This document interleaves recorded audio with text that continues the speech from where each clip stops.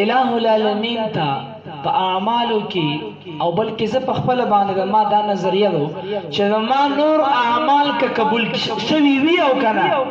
که قبليږي او کنه قبليږي خو چې داسې محفلونو کې زه شرکت وکم نو ما یقین دا چې ما دغه اعمال به قبليږي او الہ العالمین به مال اجر او ثواب راکړي او دا خبره سره وروه دا مرته خلی میلاد د محفل دغه طرفونه ارته بیانه دا مرته محفل میلاد خلق بورته بدعت یې کنه حضرته چې محفل میلاد نه په عمل توحید کې بل غټ عمل نشته ډېر غټه دعوه وګوره که څوک ثابتولی شي محفل میلاد نه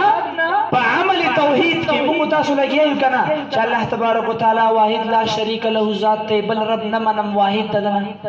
هر چا دا نظریه وکنه زوز دغه محفل برکت ورته وخام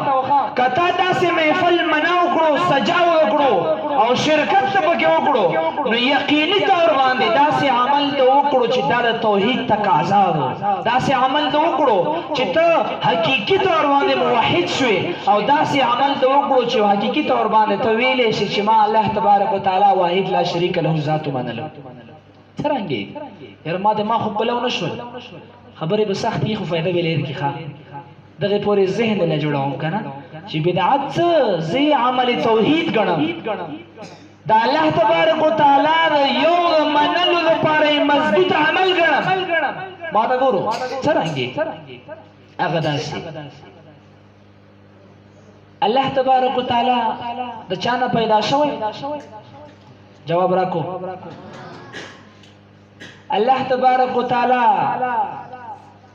نڅوک پیدا شوی څه دلیل در سره یو آیات راته پیش کوم شریکه باندې هو یې کان لم یلد ولم یولد اګل شو کنه مانا نعره تکبیر ویشو نعره تکبیر نعره رسالت نعره رسالت الله تبارک وتعالى والد او مولود نه دی کنه نه پلار دی نه بچي ولي لم يلد ها ټیک شو قران دې مونږه منو آمنا وسلمنا چامته انکار نه کړي خیلاه العالمین داسې ذات ته چې لم یلد ولم یولد دی زمانم لکه دغه پورې ارتیا خلک به چې تاسو رسول الله نعوذ بالله دا الله سره برابر او نذیر تیم چې رسول الله مبارک د الله سره نه برابر او د رسول الله مبارک په یاد نه باندې د رسول الله مبارک پر اتق باندې زره خلق په ذهنونو کې نورم توحید اچو شراکت نکوم شریکو مینا برابرو مینا څنګه الہ العالمین خلم یلد ولم یولد ده حضور علیہ السلام مبارک شان لا چراغ لم قرآن کریم باندې نظر واچلو تو الہ العالمین څه فرمایي لا اقسم بهذا البلد وانت حل بهذا البلد ووالد وما ولد وسګره الہ العالمین په دې شمه سپاره کې فرمایي حضور علیہ السلام مبارک ته لا اقسم بهذا البلد حضور علیہ السلام مبارکہ دا لا زائده اکثر مفسرین په نسبانه زکسم خرم په دغه خاریه باندې مکه مکرمه وخی وجا وانت حل بهذا البلد حضور علیہ السلام مبارکہ په دال کې موجوده ووالد وما ولد او قسم خرما پاغه والد او مولود باندې یعنی حضور علیہ السلام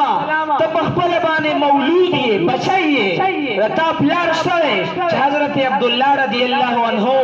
نو که زو ته داسې میلاد مناو کو د خلکو په ذهنونو کې دا خبره واچو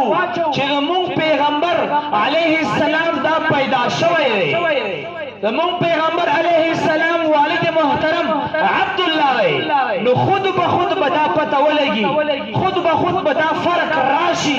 د الہ العالمین او د حضور علیہ السلام مبارک هغه چې الہ العالمین والد او مولود نه دی او حضور علیہ السلام مبارک والد او مولود دی